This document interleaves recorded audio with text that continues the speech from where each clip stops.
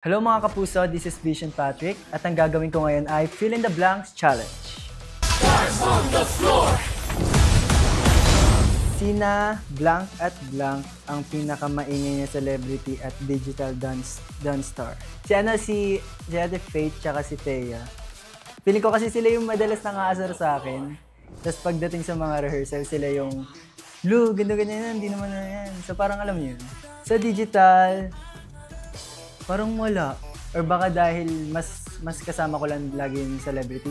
Rehearsal pa lang ni full out na agad. JM. Baka si JM.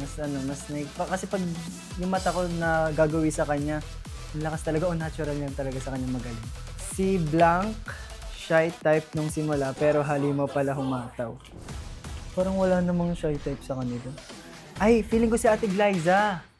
Si Ate Glyza kasi nung una ko siya na-meet, parang ano niya, tahimik niya. Tapos parang ang humble niya nung nagre-rehearsal kami. Tapos nung sumayaw, ayun. Ang threat na digital dance star para sa akin ay si JM. Halimaw yun eh. Halimaw sa dance floor. Si Blanc ang kaya kong lampasan sa dance arena. Feeling ko lahat sila. Ang hirap, tas lahat sila, no? Pero gagawin ko yung best ko para matalo ko sila lahat. De joke lang. Again, this is Vision Patrick. Manood kayo ng Stars on the Floor every Saturday only on GMA. Stars on the Floor!